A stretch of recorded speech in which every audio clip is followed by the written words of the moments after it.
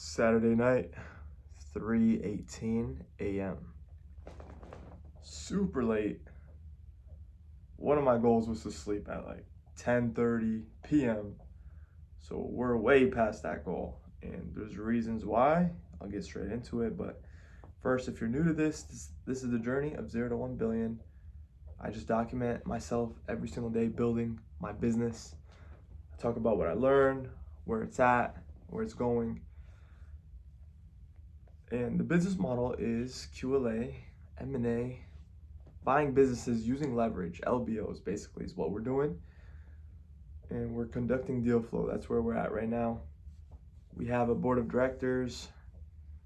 We have some financing relationships built, so we're looking for deals. Okay, where do I start? So, the beginning of my day, I went to work. I have a sales job. And today, guys, I spent so much time. I stayed overtime today to close a big deal. It was about $45,000. And this deal was like huge negotiations, like back and forth, every single detail of every single line. And a lot of negotiation. Like I had to stay overtime. And I got it closed, which is the good news, but I got off work around 8:39, something like that. But yeah, so most of during the day I had to do that, but keep in mind in between the days where I might have some time, I'll hit some cold calls. So today's results on cold calls, I only hit 12 cold calls. I spoke with 4 owners and I got rejected 3 times and I got 1 interested seller. So my pipeline for interested sellers is like about 50 to 100 people, and that's not including people who are interested but are too small. These are people that are interested and are also qualified based off what they told me, of course. So that pipeline, like I need to start doing follow-up, like real follow-up, and that's also going to take a lot of time. Follow-up, man. Like I try to hit 50 cold calls a day, and I could probably hit 50 cold calls or not cold calls. I could hit 50 calls a day just on follow-up. So it's starting to like stack up. And another thing that happened, I found this deal from a broker, and it was a deal in Texas. And the reason why this deal pisses me off, it's a pretty solid deal. I'm not gonna lie, it's pretty solid. It makes about $700,000 SDE EBITDA, or basically pure profit, 700,000 after all expenses. So we're not talking revenue, we're talking profit. About 6 to 700,000 profit. And this business that the broker like showed me, this business was on my list in like the 800 section. And right now I'm hitting calls around like the 1800 section. So if I would have somehow done 1,000 cold calls ahead, I would have found that deal. That's why it pisses me off. So I officially need a VA. I need to build out a team. I don't care anymore. Like, I need someone to help me build these lists. I kind of need someone to like help me with like client relations, like the follow-ups basically. I just want to build a whole team. Like, I don't even care. I could automate and no, like I want to be serious about this. I'm really going all in. I'm gonna say completely just like fuck it. Like the last two videos ago, I mentioned it. I'm gonna say fuck it. I'm probably gonna go in too deep and then like step out of the water a little bit, but I'm going in too deep right now and figure out where the edge is, you know? Where's that wall? How many people do I need to hire? How many different things do I need to allocate for? How much money do I really need a month to get this machine rolling? So, yeah, I'm trying to build this team, this machine, right? So, if it's gonna cost me money, what's better than instead of me paying for it, have someone else pay for it, right? So, another piece of the puzzle to building this team is because I know for a fact I could build this team because if you're new to this, right? Like 2 videos ago or a video ago, I spoke with this guy who has worked in M&A and worked with someone who actually does deal flow and has success with his clients. He brings them deals and they close it, and he built out their team. So I'm thinking about doing that myself. It's a great idea. Anyways, back to the original train of thought, building out these teams. And the best thing is if you have someone else paying for it. So I'm trying to find people who are willing to pay for that kind of service on like the most sweet silver platter sort of deal up front. Where like the back end wouldn't be as expensive, basically, is what I'm saying. Like the success fee side of it won't be like massive. So they could easily like you're very highly incentivized to take my deal versus the next guy's deal. Because the next guy is gonna charge you a retainer up front. I'll charge you $2,000 to $6,000 up front. Plus, after you close a deal, he'll charge you 5% of the transaction or 3% of the transaction. So if you close $1 million deal, you're gonna have to pay this guy not only a retainer, 2 to 6 thousand, not a retainer, just a one-time fee of 2 to 6 thousand, and on top of that, you have to pay him 3 to 5% of $1 million as a success fee. That's if your transaction is 1 million. Most transactions are going to be more than that. If you have two, three, four, $5 million deal, 3 to 5% of that is a lot of money, right? So if you work with me, my offer would be, hey, look, I'm looking to have money up front so I could pay my staff to actually do the work. And then on the back end, we'll work a deal, 1%. I need to have some kind of incentive to make sure you succeed. I don't want you to pay me once and then that's it. Because the one thing you could trust is other people to follow their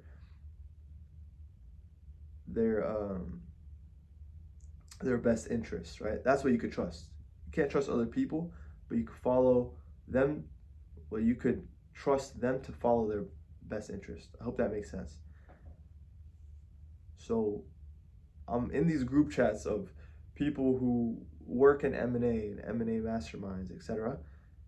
I'm in a bunch of them, and I'm messaging these people mainly on, maybe I shouldn't share that, but I'm finding clients basically.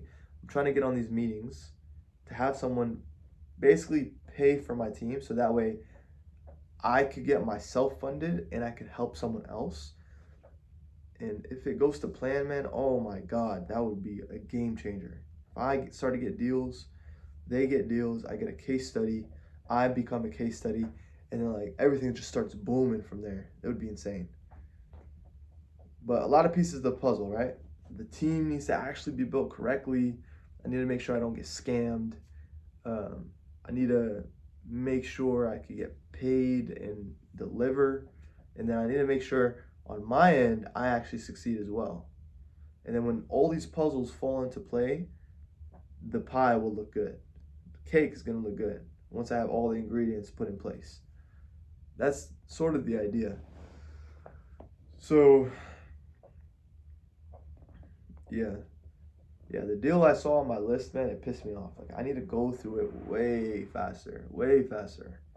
Just way too slow, man, because of my job. So, like, if I'm too busy working my job, why don't I just,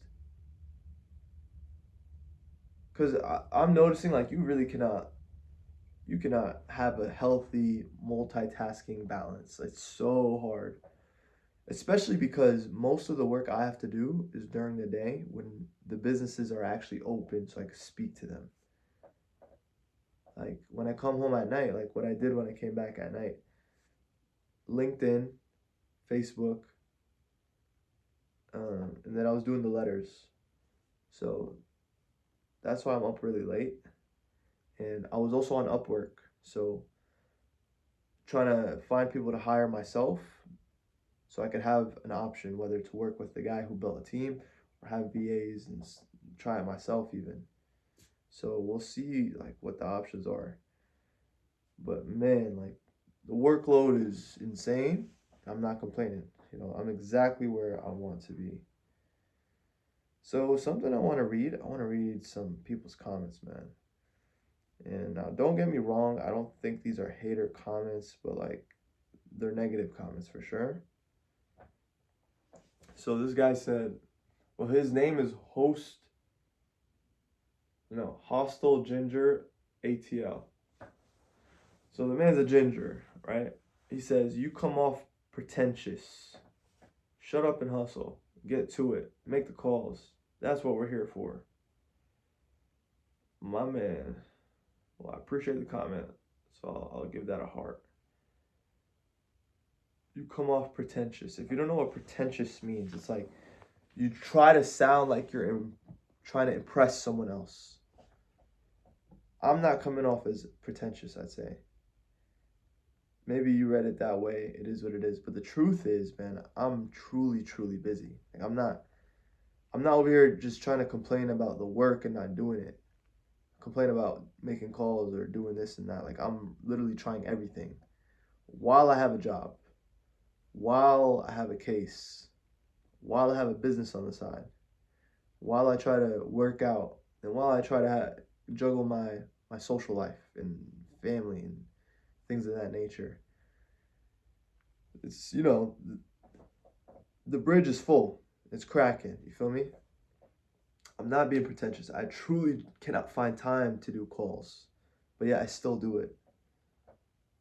Somehow in the middle of the day, like, man, I mean, maybe I need to open my mind to it. Who knows? Maybe I could work a little bit harder. Maybe I could analyze my time a little bit better. Maybe I am being pretentious. But listen, man, if you try to make these videos every day for 100 days, 300 days, 1,000 days, man, you'll come off as that, especially if that was like your very first video that you watched of me, man. But there was also another one too.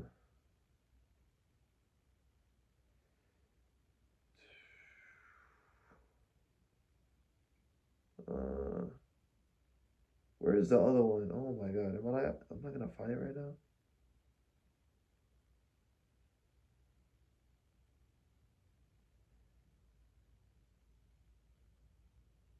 Oh my god. It's one of those when you go to the doctor and then all of a sudden you're not sick.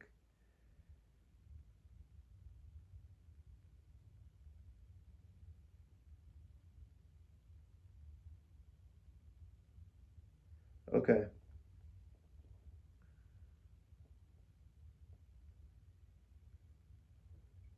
Okay, never mind.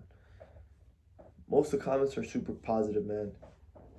The fact that I get a negative comment, it's not a bad thing. I need haters in the game. I need haters.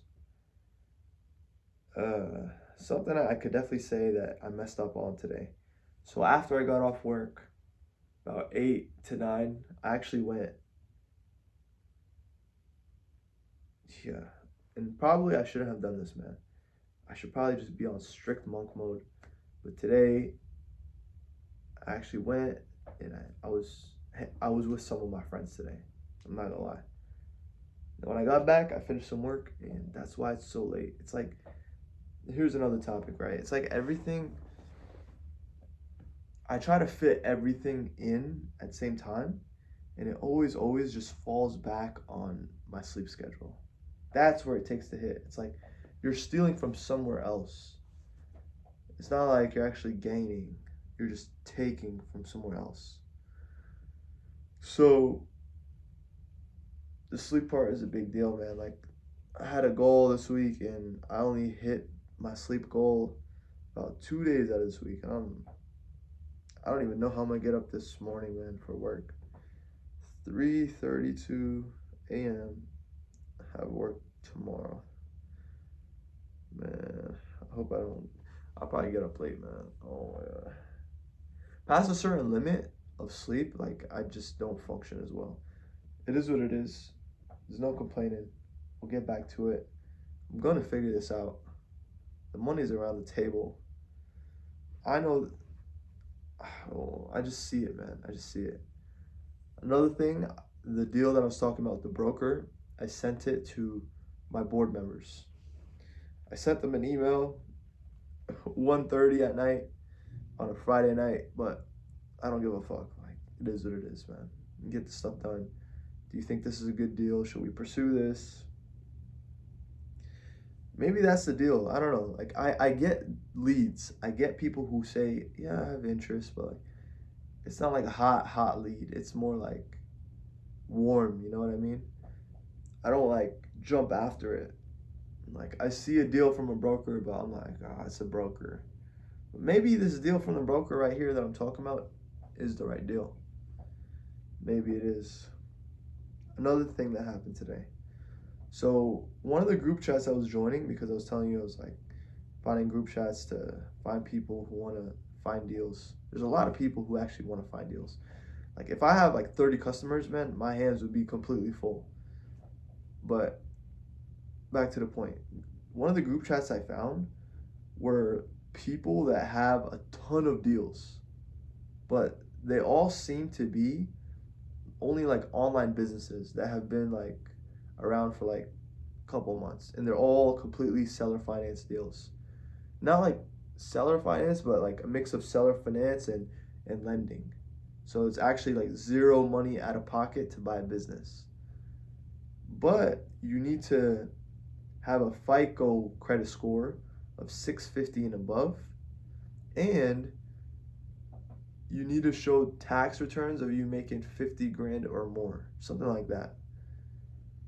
And then it reminded me, I'm like, bro, my credit score right now is like, the thing is, what's the difference between a FICO credit score and then a regular credit score? Right? I was trying to figure that out today. Usually FICO credit score, from what I've seen, is about like 50 points off of your actual credit score. And why is that? When I bought my first car, I was 20 years old. They asked me questions, and I had to deal with my credit score. My credit was amazing, perfect credit score. And they were like, no, but your FICO score or whatever. I still got decent interest rate, so I didn't get completely screwed. But that's when I first noticed it. But yeah, anyways, if you don't know about my credit situation, I have a situation with that, and it's not because, you know what, I make so many excuses. It's my fault, right? I bought something on PayPal using Synchrony, right? I paid someone for a consultation call. It was like $200. And then the guy didn't show up for the phone call, so I returned it. But I did it through PayPal through Synchrony because they had a deal where it was like 6 months, no interest or something. So something like that. So I was like, oh, cool, let me try it. So I applied for Synchrony. I returned the thing, and then because PayPal takes like 30 days to issue a return, there was like a late fee of like $30 or something. And PayPal said, hey, look, don't worry. The late fee will have to be paid by the merchant, not by you, the buyer. So don't worry about it. We'll charge him, not you. So I was like, oh, okay. And I kind of just like, I saw in the email that I had a return, and I just never looked at it. I have like 3 PayPal accounts, and I just completely forgot about it. And then 4 months later, turns out Synchrony, I had about $30 as like the outstanding payment because it was 200, and then after the 30-day period, it was like the fee. So I had $30 that messed up my score completely, sitting there for 4 months. So today I was calling Synchrony, and I asked them to send a letter to the bureaus for me. I like made a dispute with the bureaus, and I already did that, but I'm trying it again. And I realized, like, man, like the credit score part is going to be a hurdle as well. So much shit going on. It's like all the things are against me, but yeah, I'm still going to fucking succeed, and I'm going to do it on camera. That's exactly why you guys are watching. It's going to fucking happen. I don't give a shit. There's people that have it way worse than me that made it happen. So why not me?